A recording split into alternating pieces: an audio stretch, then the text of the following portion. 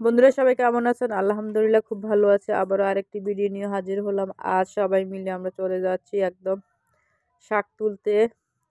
দেখেন শাকের ঝাঁকিটা মাথায় নিয়ে যাচ্ছি। আর এদিকে ফালাকের খালামণি আমাদের বাড়ির আরো সদস্য সংখ্যা আছে। ওরাও যাচ্ছি আমরা সবাই মিলে। গ্রামে একটা দিক ভালো লাগে যে যেটাই করুক না কেন সবাই একসাথে জড়ো হয়ে যৌথভাবে কাজ করার চেষ্টা করে, কাজ করে যায়। তো আমরা সবাই মিলে একদম দল বেঁধে চলে যাচ্ছি মাঠে।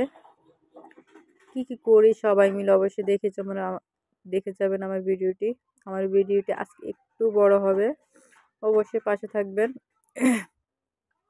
চলে আসছি মাঠে চলে আসছি সবাই। এরপর পালাকটা দৌড়াদৌড়ি করতেছে। পালাক একটু সুযোগ পেলে একদম দৌড়াদৌড়ি করে আনন্দ পায় ও আর কি।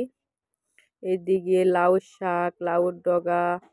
আমাদের গ্রামে এখন টাটকা টাটকা সবজি পাওয়া যায়। মানে গ্রাম মানে টাটকা খাবার, টাটকা সব কিছু, প্রকৃতির হাওয়া বাতাস যা আছে সব গ্রামের মানুষরাই পায় বেশি। আর এদিকে সবাই লেগে পড়ে গেছে একদম শাক তোলার জন্য। কাড়াকাড়ি চলতেছে, কার আগে কে তুলবে। সবাই জড়ো হয়ে যাচ্ছে, দৌড়াদৌড়ি করতেছে কার আগে কে তুলবে।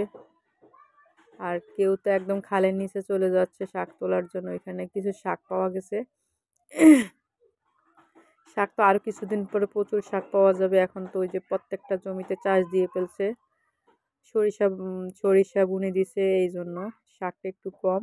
কিছুদিন পরে সরিষার সাথে তো বাইত্যার শাক, এখনো বাইত্যার শাক আছে কিন্তু ছোট ছোট চারাগুলো আর কি। দেখেন পালাক, আমি ওর খালামুনি কয়টা শাক নিছি। এখন আর একটু ওদিকে যাচ্ছি, আমরা খালের ওপার যাচ্ছি, দেখি ওদিকে শাক পাই কিনা, কতটা শাক পাই অবশ্যই আপনাদের সাথে শেয়ার করব। তো এখানে দেখতে পাচ্ছি দুইটা বাইত্যার শাক বড় হয়ে গেছে, এগুলা তুলে নিচ্ছে আমার বোন। তুলে নেওয়ার পরে আমরা আরেকটু সামনে যাব। আর একদিকে দেখেন আকাশ, নীল আকাশ, কি সুন্দর লাগতেছে, ধূসর আকাশ। আর আরেকটু তাকায় দেখি যে আকাশের মধ্যে রকেট যাচ্ছে, এত সুন্দর লাগছে, এত আনন্দ পাইছি। ছোটবেলায় যখন রকেট যাইতো, রংধনু উঠতো, এত খুশি হইতাম। এখন আবার সেই মানে ছোটকালের স্মৃতিটা মনে পড়ে গেছে। এদিকে খালের ওপার যাচ্ছি আমরা, পশ্চিম পাড় যাচ্ছি, দেখি শাক পাই কিনা।